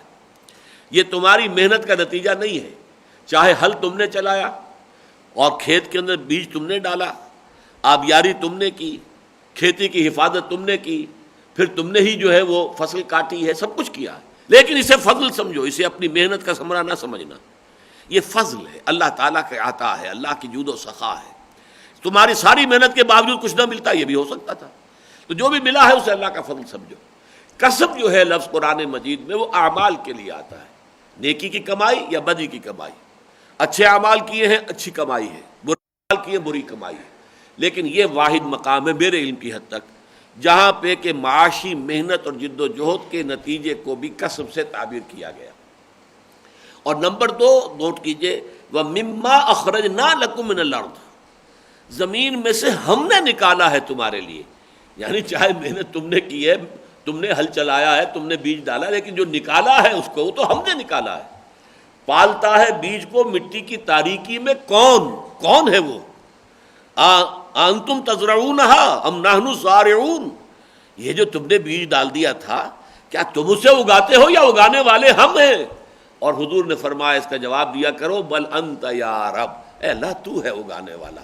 اگانے والے ہم نہیں ہیں۔ ہاں بیج ہم نے ڈال دیا تھا، لیکن اس بیج کا اگنا اور اس کا پودا بننا اور اس کا بارآور ہونا اور اس میں سٹے لگنا، یہ سب تیرا کمال ہے، تیری قدرت ہے، ہمارے حیطۂ اقتدار میں تو ان میں سے کوئی کام بھی نہیں ہے۔ انتم تزرعونہا ام نحن الزارعون بل انت یا رب، پروردگار تو ہی ہے جو اگاتا ہے اس دانے کو۔ اسی طریقے سے یہاں فرمایا وَمِمَّا أَخْرَجْنَا لَكُم مِّنَ الْأَرْضِ، یعنی اب 2 طرح کی چیزیں ہیں۔ ایک کسب تو وہ ہے جو دکان پر بیٹھ کر یا آج ہم کہیں گے فیکٹری میں یا دفتروں میں کام کر کے آدمی کما رہا ہے، اور ایک کھیتوں میں سے انسان محنت کر کے جو زراعت وہ کر رہا ہے اس سے جو اسے فصل مل رہی ہے۔ ان دونوں مدوں میں سے تمہیں خرچ کرنا ہے۔ چنانچہ وہ جو معین زکوٰۃ ہے یہ آپ کو معلوم ہے، نقد پر بھی زکوٰۃ ہے، نقد چاہے سونا چاندی کی شکل میں ہو، چاہے نقدی کی کوئی اور صورتیں ہوں، یا اور اموال تجارت ہوں، وہ بھی نقد ہیں، ان میں سے بھی آپ کو زکوٰۃ دینی ہے۔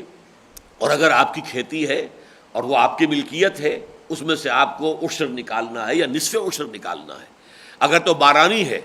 کہ جس کی اریگیشن بھی اللہ تعالیٰ ہی نے کی ہے، بارش آسمان سے آئی ہے، آپ کی محنت کو کوئی دخل نہیں ہے، نہ آپ کو اس کی کوئی قیمت دینی پڑی ہے، نہ اس کا کوئی آپ کو جو ہے وہ مالیانہ دینا پڑا ہے، کچھ بھی نہیں، آبیانہ نہ کچھ بھی نہیں دینا پڑا ہے، تو اس لیے وہاں سے تو 10واں حصہ آپ کو دینا ہے۔ البتہ جہاں آرٹیفیشل اریگیشن ہے، آپ نے اگر نہر کا پانی لیا ہے تو آبیانہ دے رہے ہیں،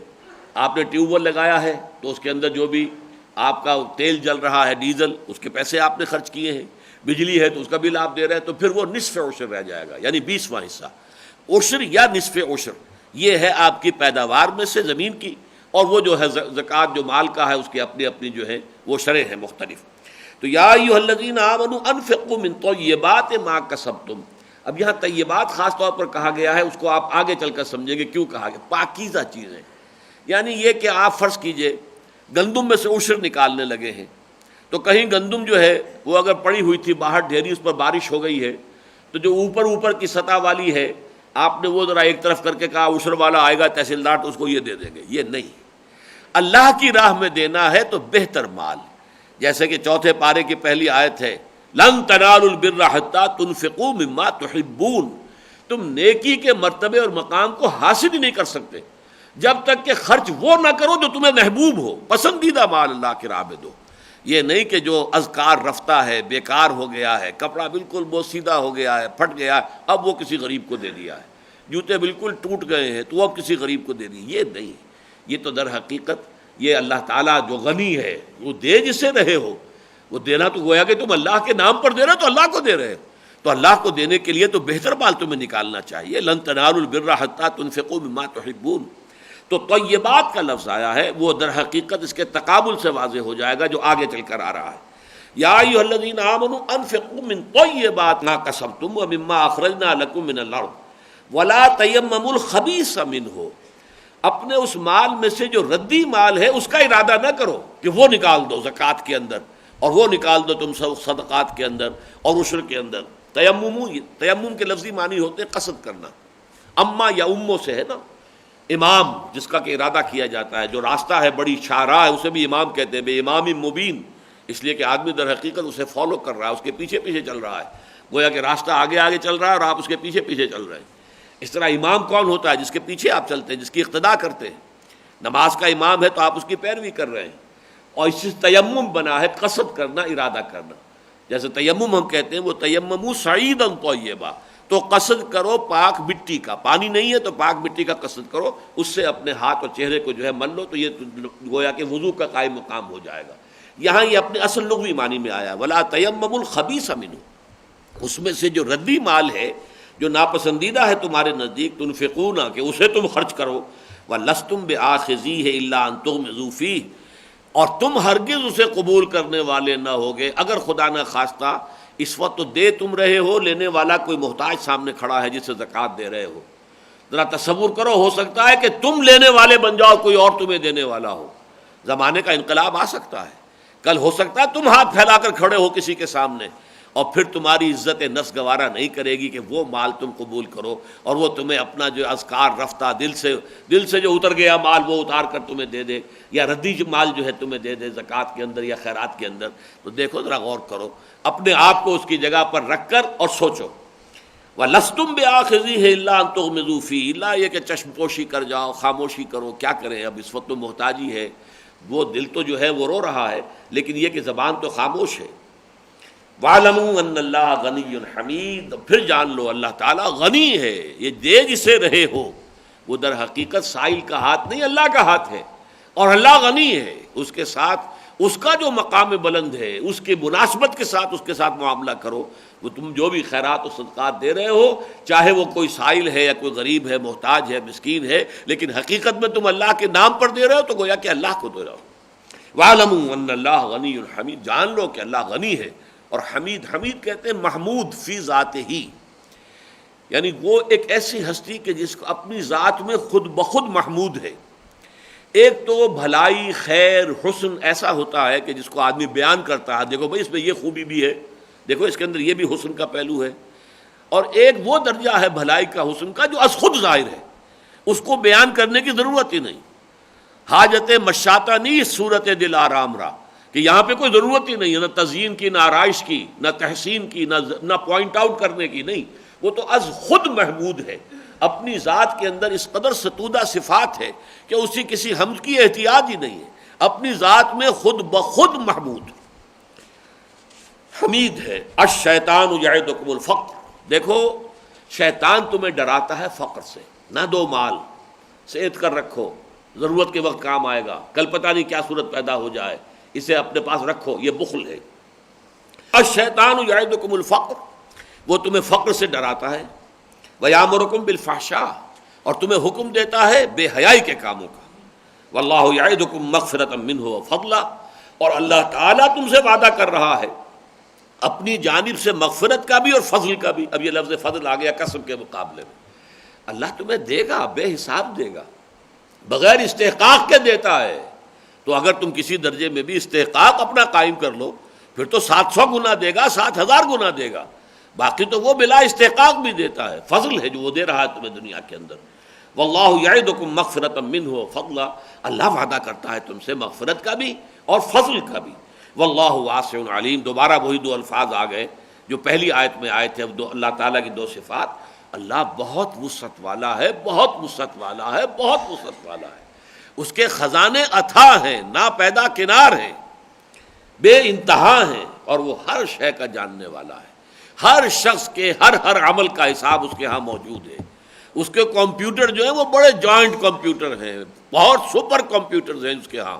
کہ ایک بٹن دبے گا اور آپ کا پورا زندگی کا اعمال نامہ آپ کے سامنے ہوگا، بلکہ فلم چلے گی، آپ خود کرتے ہوئے دیکھ لیں گے کہ میں نے اس وقت یہ کام کیا تھا. وہ فلم تو تیار ہو رہی ہے اللہ کے ہاں. آج تو ظاہر بات ہے کہ یہ چیزیں ہماری سمجھ میں بھی آتی ہیں. آج سے کچھ عرصے پہلے تک تو یہ کل کا کل ایمان بالغیب تھا. اب اس میں ایمان بالغیب کا حصہ کم ہوتا جا رہا ہے، اس لیے کہ اب تو چیزیں سمجھ میں آ رہی ہیں. بٹن کے سائز کے ٹیپ ریکارڈر موجود ہیں، آپ گفتگو کر رہے ہیں اور آپ کے ساتھ گمان میں بھی نہیں ہے کہ آپ کی گفتگو ریکارڈ ہو رہی ہے. جو آپ کا مخاطب ہے، آپ سمجھ رہے ہیں بٹن لگا ہوا، بٹن نہیں ہو تو ٹیپ ریکارڈر ہے اس کا، اور اس کے اندر آپ کی گفتگو پوری ریکارڈ ہو رہی ہے. آپ کا کیمرہ ہے، منیچر کیمرہ لگا ہوا ہے، اور آپ کی ہر حرکت جو ہے اس کی تصویر، اس کی فلم تیار ہو رہی ہے. وہ تو پھر ایک بٹن دبائیں گے، جیسے کمپیوٹر کا بٹن آپ دباتے ہیں اور ساری تصویر سامنے ہے، اور اسی طریقے سے ہوگا وہ. اسی لیے تو پھر جیسے سورہ کہف میں نقشہ کھینچا گیا ہے کہ کفار پکار اٹھیں گے، ما لہذا الکتاب لا یغادر صغیرۃ ولا کبیرۃ الا احصاها، یہ کیسا اعمال نامہ ہے، اس نے تو چھوٹی سے چھوٹی مائنوٹس ڈیٹیلز کو بھی اومٹ نہیں کیا ہے، ہر شے اس کے اندر موجود ہے. اس لیے حیران ہو جائیں گے. اس لیے کہ قرآن مجید میں آیا ہے ایک مقام پر، یہ سورہ حامی میں سجدہ میں، کہ وہاں کہا جائے گا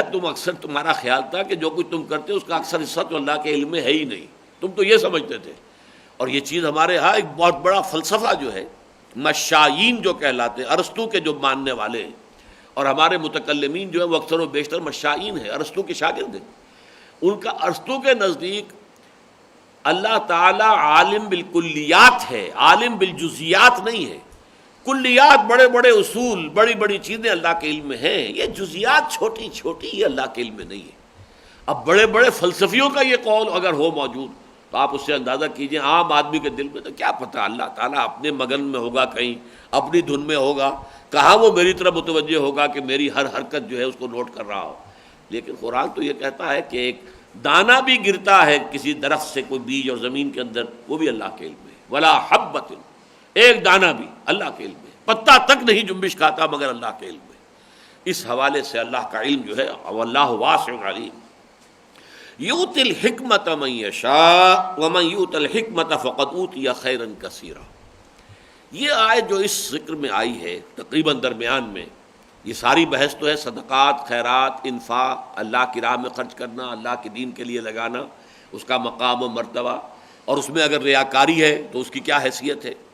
لیکن یہاں جو حکمت کا لفظ اس دوران میں آیا ہے، اس سے تعلق یہ معلوم ہوتا ہے کہ اصل میں حکمت جسے ہم کہتے ہیں اس کا اصل منبع اور سرچشمہ جو ہے وہ سخاوت ہے. اگر انسان مال خرچ کر سکتا ہے اللہ کی رضا جوئی کے لیے تو حکمت سے اسے حصہ ملے گا، ورنہ نہیں. اندر جو عقل باطنی بصیرت جسے کہتے ہیں، یؤتی الحکمت من یشاء، اللہ تعالیٰ حکمت عطا فرماتا ہے جس کو چاہتا ہے، ومن یؤت الحکمت فقد اوتی خیرا کثیرا، اور جسے حکمت عطا ہو گئی اسے تو بہت بڑا خیر عطا ہو گیا۔ یہ حکمت جو ہے یہ حکمت، یوں سمجھیے کہ بڑی حکمت دین بھی ہے، حکمت کلی، پھر حکمت جزئی بھی ہے۔ ہر عمل کی جو حکمت ہے اس کے پیچھے جو حکمت ہے، اس کے پیچھے جو مقصد کار فرما ہے، اس کی جو اصل روح ہے، پھر کون سا عمل جو ہے وہ مقدم ہے، کون سا مؤخر ہے، کون سا اساسی ہے، کون سا ثانوی درجے کا ہے، ان ساری چیزوں کا بھی یہ بھی حکمت ہی کے اجزاء ہیں۔ حکمت کلی یعنی حکمت ایمانی، چند خوانی حکمت یونانیہ۔ مولانا روم کہتے ہیں کب تک پڑھتے رہو گے یونانیوں ہی کا فلسفہ اور یونانیوں کی حکمت؟ حکمت ایمانی آراہم بخان، کبھی ایمان والی حکمت جو ہے اس کو بھی سمجھو، اس کو پڑھو، قرآن کی حکمت کو سمجھو۔ تم یہ جو یونانیوں کی، چاہے وہ ارسطو کی ہے یا افلاطون کی ہے، یہ دو حکمتیں ہیں دنیا میں وہی چل رہی ہیں، یا صوفی منش لوگ ہیں تو افلاطون کی حکمت کے قائل ہیں،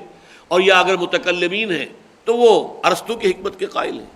چند خوانی حکمت یونانیہ، حکمت ایمانیہ راہم بخاں، کبھی ذرا ایمان والی حکمت پر بھی غور کرو، اسے بھی پڑھو اور سمجھو۔ تو یہ حکمت جو حاصل ہوتی ہے حکمت ایمانیہ، یہ در حقیقت مال کے خرچ کرنے سے، جیسے مقام صدیقیت کے ضمن میں میں نے ضمناً آج عرض کر دیا تھا، سورۃ اللیل یہ سورۃ صدیقی ہے، مقام صدیقیت کے لیے وہ سورہ مبارکہ ہے، اور یہ اصل میں امام رازی کے الفاظ ہیں۔ سورۃ الضحیٰ سورۃ محمد صلی اللہ علیہ وسلم، اس کے بعد آتی ہے سورۃ الضحیٰ، یہ ہے حضور کی صورت، بس سورۃ اللیل سورۃ الصدیق، یہ صدیق اکبر کی صورت ہے، اور صدیقیت کا مقام اس میں سامنے آتا ہے۔ اور اس کی بھی اصل بات کیا ہے؟ فَأَمَّا مَنْ أَعْطَىٰ وَاتَّقَىٰ وَصَدَّقَ بِالْحُسْنَىٰ، جس میں عطا کا مادہ موجود ہے، جود و سخا کا مادہ موجود ہے، جو دیتا ہے اپنا مال خرچ کرتا ہے، الذی یؤتی مالہ یتزکیٰ، آخر میں پھر اس صورت کے اندر فرمایا جو اپنا مال خرچ کرتا ہے تزکیہ کے حصول کے لیے۔ اور اس کی مکمل ترین مثال جو ہے وہ حضرت ابو بکر صدیق ہیں، جو الصدیق الاکبر ہیں رضی اللہ تعالی عنہ، اس میں کسی شک و شبہ کی گنجائش نہیں۔ سب سے بڑے صدیق، تمام انبیاء کے بعد پوری نوع انسانی میں افضل ترین شخصیت ابو بکر صدیق کی ہے رضی اللہ تعالی عنہ۔ تمام انبیاء کے بعد، انبیاء کا اپنا کاڈر ہے، انبیاء اور رسل، اس کے بعد ہر نبی کے صدیق بھی ہے،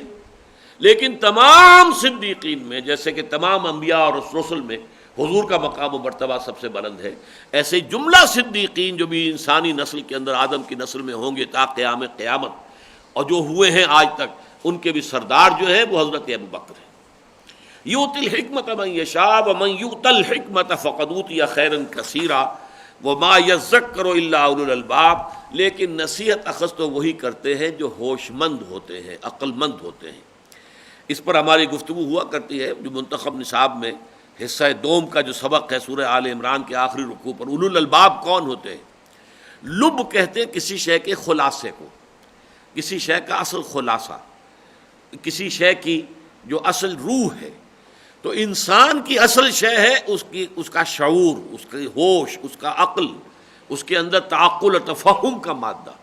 تو وہ لوگ جو ہوش مند ہیں، وہ لوگ کہ جو عقل سے کام لینے والے، الذین یعقلون، وہ ہے اولو الالباب۔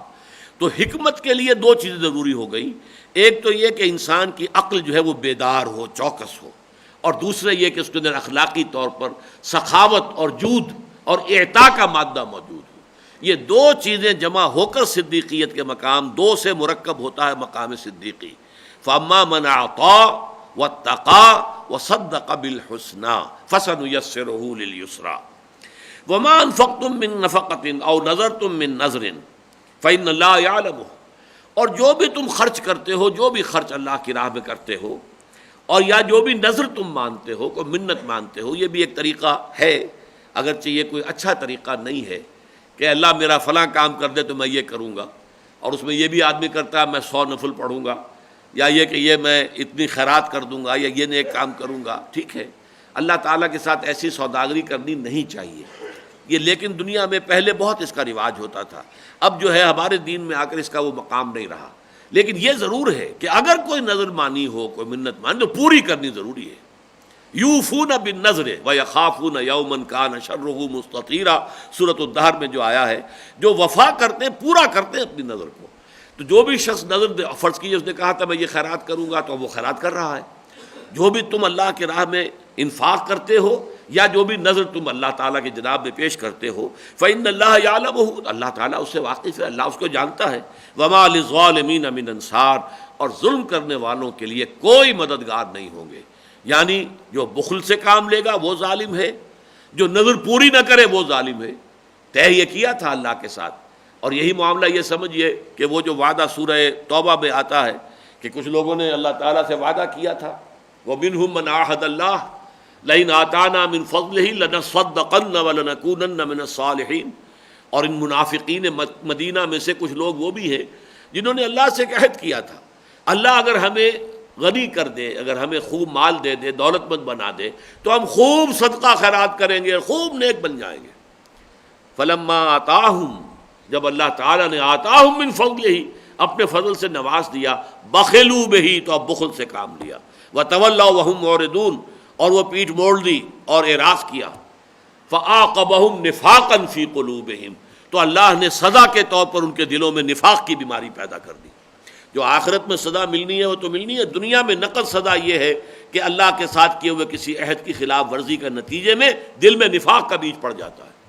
اور وہی منافقت ہے جو آج مسلمانان پاکستان کی سیرت و کردار کے اندر یوں سمجھیے کہ ایک جزو لا ینفک کے طور پر آ گئی، اس لیے کہ من حیث القوم ہم نے اللہ سے وعدہ کیا تھا، اے اللہ ہمیں انگریز اور ہندو کی دوہری غلامی سے نجات دے، ہمیں علیحدہ ملک دے دے، ہم وہاں پر تیرے دین کا بول بالا کریں گے، اور ہم نے وہ ابھی تک نہیں کیا، وعدہ خلافی اللہ سے کی ہوئی ہے۔ لہذا فرمایا یہ ظالمین، وما للظالمین من انصار، ان تبدوا الصدقات فنعما ہی، اگر تم اپنے صدقات کو ظاہر کرو، اعلانیہ صدقے دو، تو بھی یہ بہت اچھا ہے۔ کس لیے اچھا ہے؟ کہ چلیے کم سے کم مسکینوں کی ضرورت تو پوری ہوگی، یعنی ریاکاری کے تحت بھی کسی نے کیا ہو۔ ایک تو یہ ہے کہ آدمی کر رہا ہے خلوص کے ساتھ لیکن اعلانیہ کر رہا ہے، جیسا کہ آپ کے علم میں ہونا چاہیے، زکوٰۃ جو ہے وہ تو چونکہ حساب کتاب سے اسلامی ریاست میں لی جاتی ہے، وہ تو اعلانیہ ہے، لیکن یہ کہ عام جو آپ صدقہ خیرات کریں تو اس میں اخفاء پسندیدہ ہے، جس کے لیے یہاں تک الفاظ حدیث میں آئے ہیں کہ جو تمہارا داہنا ہاتھ دے بائیں ہاتھ کو پتہ نہ چلے۔ تو اللہ تعالیٰ کے ساتھ تو در حقیقت معاملہ جو ہے یا خلوص جو ہے اس کا ثبوت تو یہی ہوگا، ورنہ تم نے اگر ظاہر کیا تو گویا کہ تم چاہتے ہو کسی نہ کسی درجے میں لوگوں کے علم میں آئے، لوگوں کو پتہ چلے یہ بڑا سخی ہے، یہ بڑا دیالو آدمی ہے، یہ تو بڑا خیرات کرنے والا ہے۔ تو بہرحال لیکن پھر بھی کم سے کم یہ تو ہے کہ کچھ نہ کچھ بھوکوں کا پیٹ تو بھرے گا، کچھ نہ کچھ مریضوں کو دوا دارو تو مل جائے گی، فنعما ہی، تو ٹھیک ہے۔ اور اس میں بھی ہو سکتا ہے کہ خلوص نیت بھی ہو اور اس کے ساتھ ہی اظہار بھی ہو۔ اظہار بعض اوقات اس لیے بھی ہوتا ہے کہ دوسروں کو بھی ترغیب ہو، میں اگر یہ کر رہا ہوں تو لوگوں کے اندر ہمت بندھے کہ وہ بھی آگے بڑھیں اور وہ بھی اس کے لیے خرچ کریں۔ جب آپ جلسہ عام کے اندر کبھی اس طرح کا معاملہ کرتے ہیں کہ آج ضرورت ہے اس دین کے لیے اس کام کی، تو اس میں لوگ ایک دوسرے سے آگے بڑھ چڑھ کر جو ہے اس میں حصہ لے رہے ہیں، تو اس کے اندر یہ روح شامل ہوتی ہے کہ تشویق و ترغیب کا ذریعہ بن جائے۔ چنانچہ غزوہ تبوک کے موقع پر حضور نے یہ شکل اختیار کی، ایک اعلان عام کے ساتھ جو ہے وہ ڈھیر لوگ لے کے بعد آ رہے تھے، ڈھیر لگتا چلا جا رہا تھا اور سب کے سامنے تھا جو بھی کچھ لوگ لے کر آ رہا ہے۔ تو یہ دونوں شکلیں جو ہیں اپنی جگہ پر ہیں۔ تو فرمایا ان تبدوا الصدقات فنعما ہی، اگر تم ظاہر کرو اپنے صدقات کو اور خیرات کو تو یہ بھی اچھا ہے، ٹھیک ہے۔ وَإِن تُخْفُوهَا وَتُؤْتُوهَا الْفُقَرَاءَ فَهُوَ خَيْرٌ لَكُمْ، اور اگر تم اس کو اخفاء کے ساتھ ضرورت مندوں تک پہنچا دو تو یہ تمہارے لیے بہت بہتر ہے، یعنی اس میں ریاکاری کا کوئی شائبہ ہی نہیں رہے گا، ریاکاری کا امکان ہی نہیں رہے گا، نہیں ہوگا کہ شیطان تمہارے دل کے اندر وہ بات ڈال سکے، اس لیے کہ آپ نے تخفوہا، اخفاء کے ساتھ چھپا کر، وتؤتوها الفقراء، جو محتاج ہے جو ضرورت مند ہے اس تک آپ نے وہ پہنچا دیا اپنا مال اخفاء کے ساتھ، خفیہ طور پر، تو فہو خیر لکم، یہ تمہارے حق میں بہتر ہے، یعنی وہ فقراء کے لیے بہتر تھا۔ تم نے اگر دیا اعلانیہ تو چلو لوگوں کی بھوک تو مٹی ہے، لوگوں کی ضرورتیں تو پوری ہوئی ہیں نا کچھ فائدہ تو ہو گیا۔ فنعما ہی ان تبدوا الصدقات فنعما ہی وان تخفوها وتؤتوها الفقراء فهو خیر لکم ویکفر عنکم من سیئاتکم، اور اللہ تعالیٰ تمہاری برائیوں میں سے کچھ کو دور کر دے گا، کفارہ بنا دے گا تمہارے ان صدقات کو۔ واللہ بما تعملون خبیر، اور جو کچھ تم کر رہے ہو اللہ اس سے باخبر ہے۔ یہ نہ سمجھنا جب تک کہ کسی جگہ پر درج نہ ہو جائے، کوئی رسید ایشو نہ ہو جائے اور کسی فہرست میں نام نہ آ جائے، کہیں جو تختی نہ لگ جائے کہ اس نے اتنے لاکھ روپے دیے تھے اس مسجد کی تعمیر میں یا فلاں چیز کی تعمیر میں، ادارے کی تعمیر میں، اس وقت تک اللہ کو کیسے پتہ چلے گا؟ نہیں، اللہ تو تم انتہائی اخفاء کے ساتھ جو دے رہے ہو، جو تمہارے داہنے ہاتھ نے دیا اس حال میں کہ بایاں ہاتھ بھی نہیں جانتا، اللہ تو وہ بھی جانتا ہے۔ واللہ بما تعملون خبیر، جو کچھ تم کر رہے ہو اللہ اس سے باخبر ہے۔ لیس علیک ھداھم ولکن اللہ یہدی من یشاء، اے نبی آپ پر یہ ذمہ داری نہیں ہے کہ لازماً انہیں ہدایت دے دیں، یہ تو اللہ ہدایت دیتا ہے جس کو چاہتا ہے۔ اب اس میں گویا کہ ایک التفات حضور کی طرف ہوا ہے کہ اے نبی آپ یہ تعلیمات پہنچا رہے ہیں، اور ظاہر بات ہے کہ 2/3 سے زیادہ قرآن تو شاید نازل ہو چکا تھا جب یہ سورہ بقرہ نازل ہو رہی ہے، پورا مکی قرآن نازل ہو چکا تھا۔ اس کے باوجود بہت سے لوگ ہیں، جیسے کبھی کبھی مجھے ایک احساس ہوتا ہے کہ جب سے میں خطبہ دے رہا ہوں بعض حضرات جو ہے وہ پہلی صف میں مجھے بیٹھے نظر آتے ہیں، لیکن ایک قدم بھی آگے بڑھانے کو تیار نہیں ہے کہ وہ میرے دست و بازو بنے، تنظیم میں شامل ہوں، انجمن میں آئیں، وقت لگائیں، تعاون کریں، عملی تعاون زیرو۔ اب ہوتا کسی اثر ہوتا ہے انسان کے اوپر کہ کیا ہو گیا انہیں، تو ایسے ہی حضور پر بھی کبھی کبھی طبیعت کے اوپر یہ کیفیت آتی تھی کہ یہ اتنی صاف باتیں، اتنی واضح باتیں، اللہ کی آیات میں پڑھ کر سنا رہا ہوں، میری نیت پر یہ شبہ نہیں کر سکتے، میری سیرت اور میرے کردار پر کوئی داغ نہیں ہے، پھر بھی یہ لوگ کیوں ایمان نہیں لا رہے، کیوں نہیں تصدیق کر رہے، کیوں نہیں حق کی طرف جو ہے پیش قدمی کر رہے، کیوں نہیں انفاق کے لیے زیادہ سے زیادہ جو تیار ہو جاتے ہوں، کیوں نہیں یہ جہاد کے لیے نکلنے کے لیے بیتاب رہتے کہ نغمے بیتاب ہیں تاروں سے نکلنے کے لیے۔ یعنی یہ کہ کیفیت تو یہ ہونی چاہیے کہ وہ وقت آئے، شوق شہادت ہو، ذوق جہاد ہو، یہ ہونا چاہیے۔ تو لیکن یہ اس طرح کی کیفیات میں یہ آیات آتی ہیں آپ کی دل جوئی کے لیے۔ لیس علیک ھداھم، اے نبی آپ پر ذمہ داری نہیں ہے کہ آپ انہیں ہدایت ضرور دے دیں، ان کے دلوں میں اتار دیں ہدایت کو، ولکن اللہ یہدی من یشاء، اور اللہ تعالیٰ تو ہدایت تو وہ دیتا ہے جس کو چاہتا ہے، اس کا اپنا چوائس ہے، وہ جانتا ہے کس کے دل میں طلب ہے کس کے دل میں نہیں ہے، کون اس کا اہل ہے کون نہیں ہے، لہذا وہ اگر دیتا ہے تو اس کی طلب اور اس کی اہلیت کی بنیاد پر۔ وما تنفقوا من خیر فلانفسکم، اور دیکھو اب یہاں پہ التفات دوسری طرف ہو گیا، دیکھو مسلمانوں تم جو کچھ خرچ کرو گے تو اپنے بھلے کے لیے کرو گے، نبی تمہیں ترغیب دلا رہے ہیں، تمہیں جو ہے تشویق جو کر رہے ہیں، شوق دلا رہے ہیں، لیکن ظاہر بات ہے وما تنفقوا من خیر فلانفسکم، جو کچھ تم خرچ کرو گے وہ نبی کے لیے نہیں ہوگا، نبی نے کوئی اس کو اپنے گھر میں جمع نہیں کر لینا ہے، کوئی اس سے اپنی جائیداد نہیں بنانی ہے، کوئی اس سے جو ہے اپنی اولاد کے لیے چھوڑ کر نہیں دنیا سے جانا ہے، وہ تم اپنے لیے کر رہے ہو، اللہ کے دین کے لیے کر رہے ہو اور آخرت کے لیے کر رہے ہو۔ وما تنفقون الا ابتغاء وجہ اللہ، یہ وما تنفقون فعلاً ظاہراً تو مضارع ہے، یہ فعل مضارع، لیکن اصل میں یہاں پہ قرآن مجید میں بہت سے مقامات پر آپ کو مثال مل جائے گی، فعل مضارع آتا ہے فعل امر یا نہیں کے معنی میں، جیسے سورہ صف میں ہے یا ایھا الذین آمنوا ھل ادلکم علی تجارۃ تنجیکم من عذاب علیم تؤمنون باللہ ورسولہ وتجاہدون فی سبیل اللہ۔ اب یہاں فعل امر ہے، یہ ایمان لاؤ اللہ پر، اس کے رسول پر، جیسے کہ ایمان لانے کا حق ہے، اور جہاد کرو اللہ کی راہ میں، اور اس میں کھپاؤ اپنے مال بھی اور اپنی جانیں بھی۔ اسی طرح وما تنفقون، نہیں خرچ کرو گے تم، اور آپ نے دیکھا انگریزی میں بھی ایسا ہوتا ہے کہ کسی وقت زوردار جو ہے حکم دینے کے، you will not do it, اب you will not do it یہ تو مستقبل کا فیوچر ٹینس ہوا، تم یہ کام نہیں کرو گے، یہ تو گویا کہ خبریہ کلام ہو گیا، نہیں، you will not do it, تم ہرگز نہیں کرو گے، یہ نہیں کر سکتے ہو، تمہیں کرنے کی اجازت نہیں ہے، اس معنی میں یہ لفظ آیا یہاں پر۔ جنہوں نے یہ بات نہیں سمجھی ہے تو انہیں بڑی لمبی چوڑی تعویلیں کرنی پڑی ہیں۔ وما تنفقون الا ابتغاء وجہ اللہ، نہیں خرچ کرو گے مگر اللہ کی رضا جوئی کے لیے، یہ دیکھ لو اپنی نیتوں کو خالص کرو، غریبانوں میں جھانکو، تمہارے لیے اگر کوئی اجر و ثواب ہے تو اسی شکل میں کہ اللہ تعالیٰ کی رضا کے سوا کوئی شے تمہارے پیش نظر نہ ہو۔ وما تنفقوا من خیر یوفی الیکم، اب یہ ما جو ہے یہ دوسرا ما ہے، وما تنفقوا من خیر، جو بھی کچھ تم خرچ کرو گے خیر میں سے، بھلائی میں سے، دولت میں سے، مال میں سے، یوفی الیکم وانتم لا تظلمون، وہ تمہیں پورا پورا لوٹا دیا جائے گا، اور تم پر کوئی ظلم نہیں ہوگا، کوئی حق تلفی نہیں ہوگی، کوئی اس میں کمی نہیں کی جائے گی، اللہ تعالیٰ کی طرف سے کوئی ظلم نہیں ہوگا۔ اب جو آخری آیت آ رہی ہے سلسلے میں، یہ ہے در حقیقت یہاں آ کر یہ دونوں مدیں مل گئی ہیں. گویا کہ میں نے عرض کیا تھا دو مدیں ہیں. ایک محتاج انسانوں کو دینا،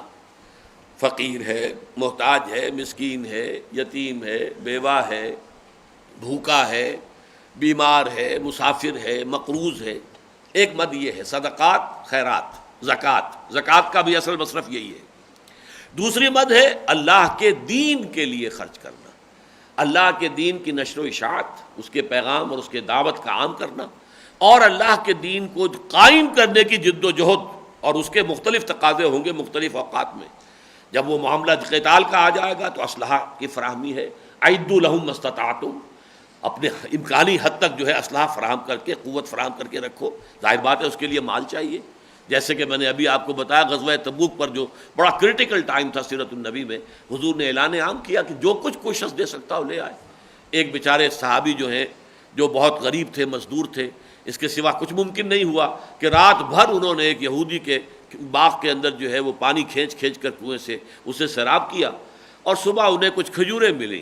یہ تمہاری رات بھر کی اجرت ہے. آدھی گھر والوں کو دے آئے کہ دن بھر کا تمہارا راشن ہے یہ، اور آدھا باقی جو ہے وہ اللہ کے لیے لا کر جہاں حضور جو ہے وہ تشریف فرما کے رکھ دیا، یہ میری طرف سے ہے. تو منافقین نے فقرے بھی چست کیے اس پر، لیکن حضور نے اس کا مقام یہ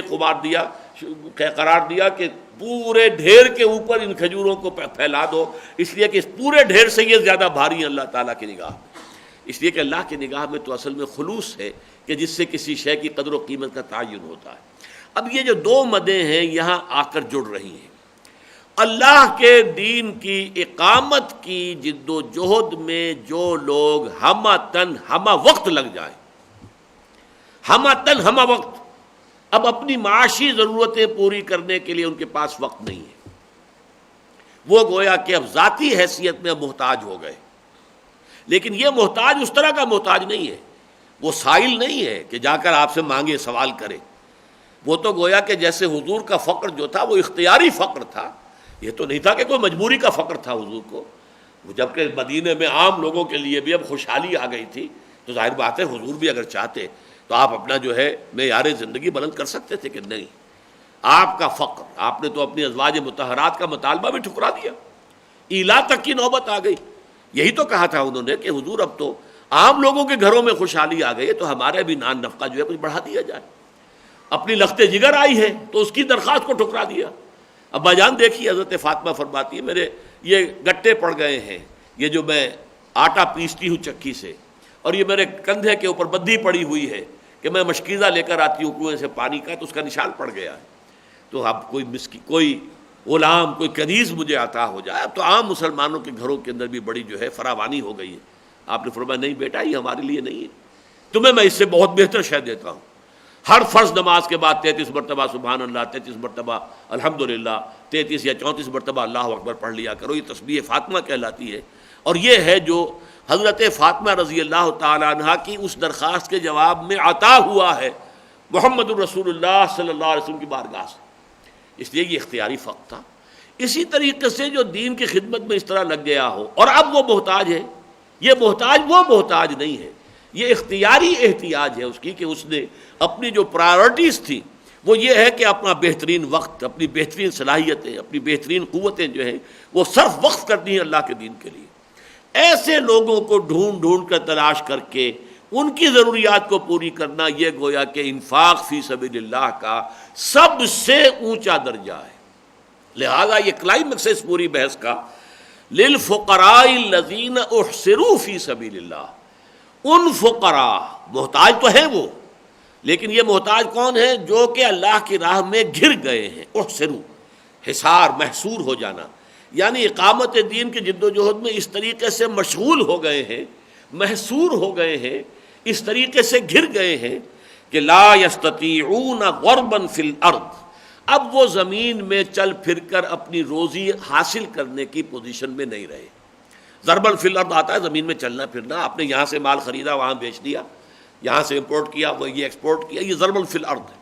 کوئی بھی صورت ہوتی ہے زمین کے اندر معاش کے حاصل کرنے کی، کھیتی باڑی ہے تو ظاہر بات ہے وہ تو ہے اس کے اندر محنت، لیکن کاروبار میں بھی محنت ہے، چلنا پھرنا ہے، آنا جانا ہے.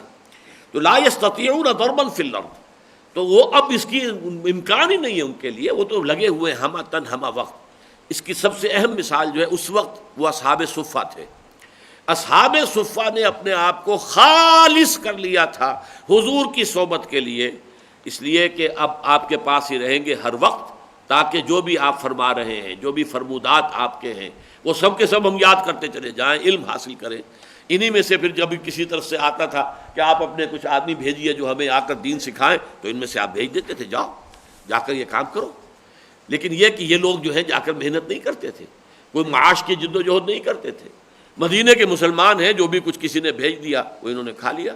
کئی وقت کے فاقے ہو جاتے تھے۔ حضرت ابو ہریرہ انہی میں سے ہے، اور وہ ایمان بھی سن 7 میں لائے ہیں، جس کے بعد یوں سمجھیے کہ جو غزوہ